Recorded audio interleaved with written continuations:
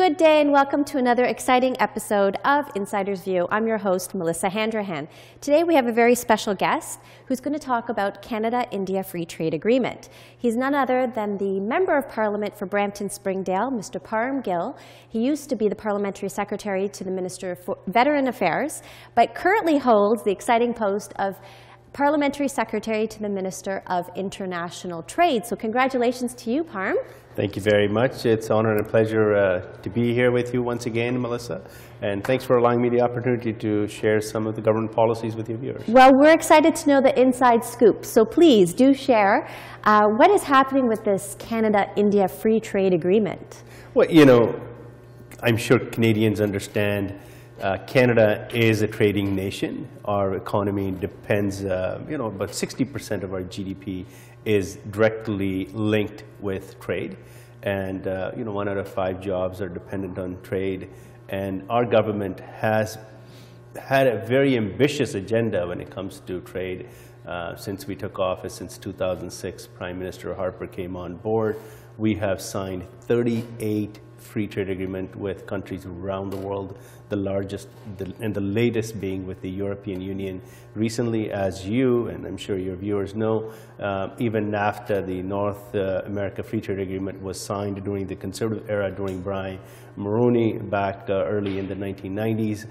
So our government is heavily focused. Canada now has a free trade agreements with 43 countries around the world, and India is on top of the list. Countries like India, China, we know they're up and coming. There's a lot of potential for both countries and the residents of both countries, both economies. It's an opportunity for us to create hundreds of thousands of jobs on both sides. Just to give you a small example, the latest agreement that we signed, CETA, with the European Union, that alone allows Canadian exporters and businesses an opportunity to sell their product or export their product to over 500 million people. So that's how many consumers they have an access to. And it's projected to create approximately 80,000 new jobs in Canada alone. So if you really kind of break it down to a household, that each household in the country, on average, stands to benefit approximately $1,000 per year. So, I mean, that's the magnitude of just one free trade agreement. But imagine once we have a free trade agreement signed with a country like India, where, Canadian exporters will have an access to over 1 billion consumers. It's incredible, and it's a long time coming. Absolutely. So we are excited to know, how is Canada specifically going to benefit? What are the types of goods and services that we're going to be able to sell to 1 billion customers? I think anything and everything. The potential is honestly huge. We know we have a very large, Canadians of Indian origin here in the country, and flow between the two countries of people moving back and forth on every single day is absolutely tremendous. And imagine if they're able to conduct the business at the same time while they're traveling, while they're visiting their family, while they're visiting their friends, and so on, and they're able to conduct a business. So you can kill essentially 2 birds with 1 stone. Yes. And that's what we do. That's what we've been hearing, honestly, from Canadians. We realize as a government that India is a huge opportunity. The entire world is looking towards India. The consumer market it has, and the ability that we as a country have when it comes to our natural resources, technology, innovation, especially in the agriculture sector, which India is a big part of as well, mainly if you look at Punjab. So their opportunity is limitless, I would say. It's only a matter of time when we're able to work out, the details. Obviously, any sort of free trade agreement of this magnitude, there are some challenges. Of course, it's the interest of both government to represent the best interest of their citizens, and that's what we're both doing. Well, we know the advantages for Canada, but what would be some of the advantages for India? I mean, what kind of things can they export to Canada that would be a benefit for them? Lots and lots, I'll tell you. I mean, if you let's use one example. So let's look at Bollywood. Everybody knows Bollywood. Everybody knows the movie industry. Bollywood produces on average one movie a day. So that alone, once free trade agreements in place, imagine the kind of business Canada can attract when it comes to shooting Bollywood films in the country. And also the garment industry is huge when it comes to attracting new immigrants to Canada, even though India already is one of the top source country when it comes to attracting new immigrants into the country, but especially young educated people who are coming to Canada to receive their education, post-secondary education. And this, whether you realize or not, is a huge part of our economy. And not only it's a huge part of our economy, but we realize we need young people in this country. We only are fairly a small population, I would say just over 35 million. So immigration is going to be a big, big part of our country moving forward. Well, there's lots more to talk about on this subject. So when we come back, we'll put Mr. Gill on the spot and see how the free trade agreement can benefit you, the consumer.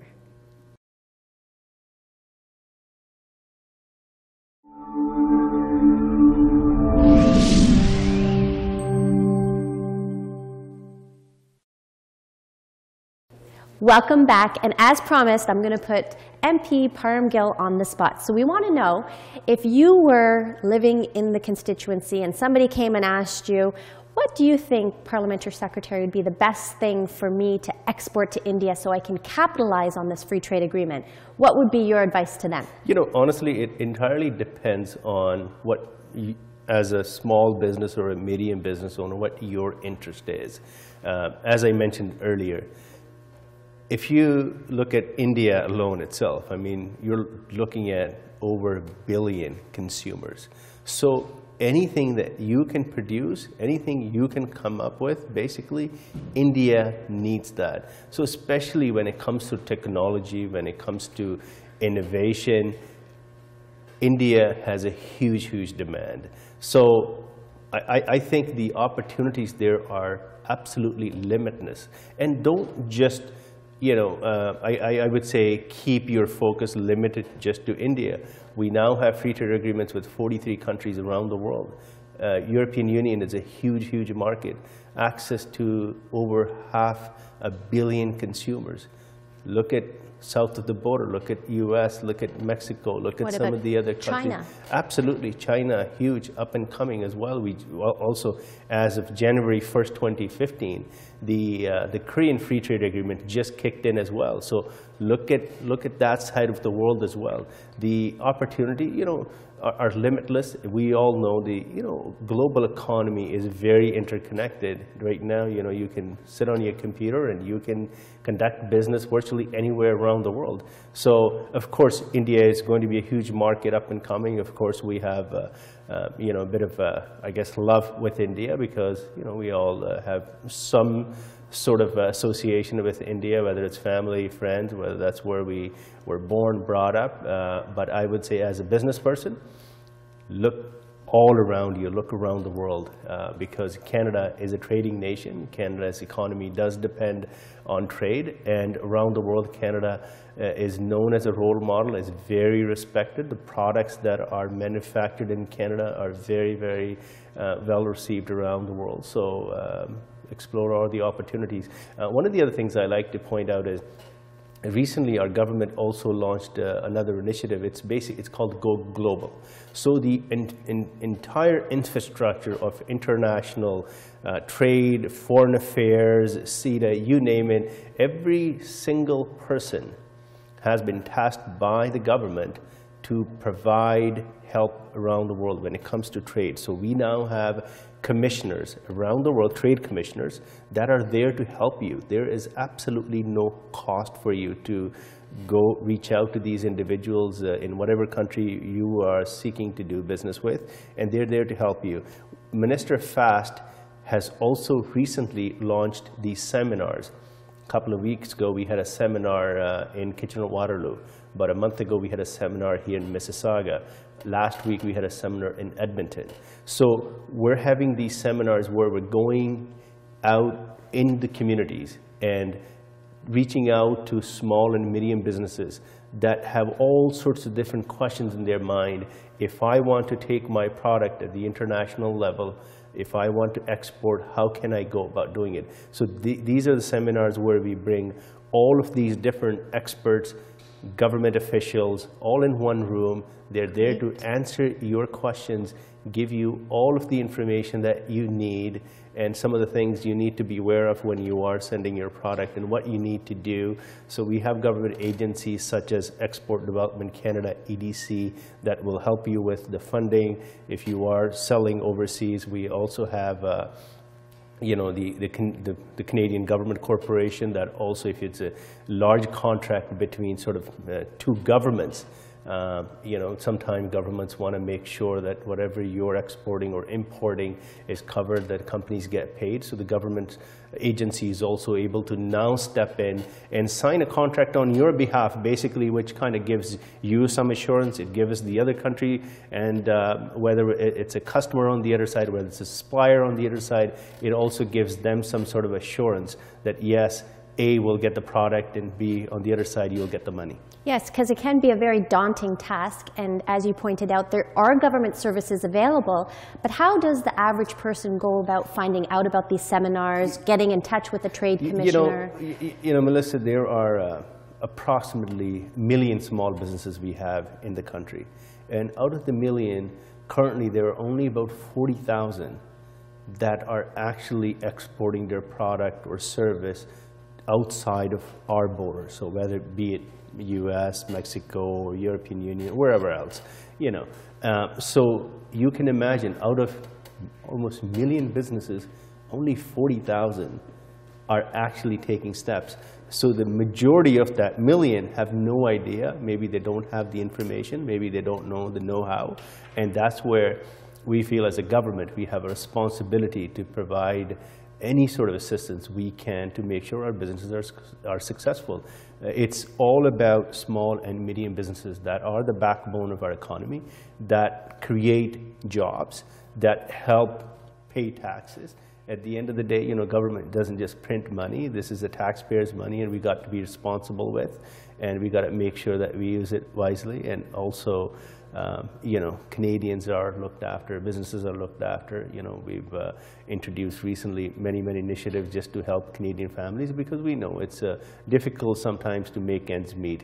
Yeah. Since we took office, average Canadian family of 4 now does save approximately $3,400 per year, and that does not include the family tax cuts that we recently introduced, and the Prime Minister announced, where we're giving $160 per month to each child under the age of 6 now, and $60 per month from age 6 to 17. That's approximately $720 per month per child who is between the age of 6 and 17, and almost $2,000 for each child that's between the age of, say, 1 month to the age of 6. And in addition, we realize families are having a hard time make ends meet. We're also allowing income splitting now. So if one spouse is staying at home and looking after the kids, or isn't earning as much income, only working part-time, so the other spouse can transfer their income and up to $50,000 to the other spouse, where they also stand to benefit approximately $2,000 per year on that end as well. Yeah, we always forget how lucky we are to live in Canada, one of the most prosperous countries in the world. Now, when we come back, we're going to talk a little bit more about election talk with our special guest, MP Parm Gill. Stay with us.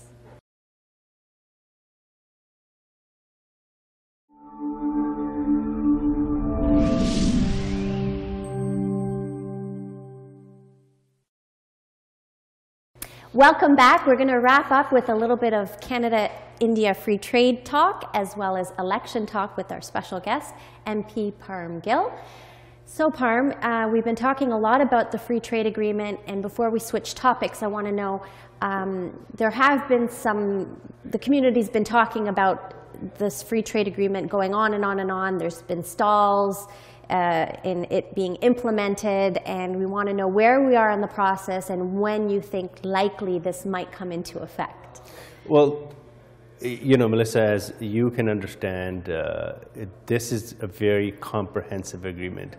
And at the end of the day, we have to make sure that whatever we sign with India or any other country for that matter around the world, that it has the best interest of Canadians, that it benefits Canada, benefits Canadians. And I'm sure on the other side, the Indian government has the same intentions. There are, you know, some challenges we're obviously working on. We're very hopeful that in the very near future that this agreement will be wrapped up and will come into force. That'll benefit both India and Canada. But it won't be before this election in October. It's not likely, let's put it that way. Yeah, that's fine.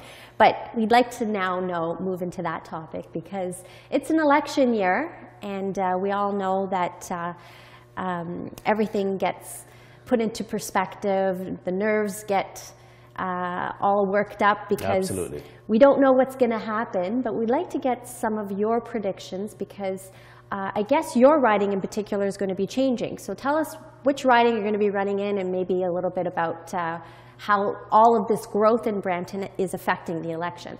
Well, you know, I'm fortunate. I say, you know, I'm blessed. I have a tremendous support from the community and from the party and from Prime Minister Harper firsthand, I might add.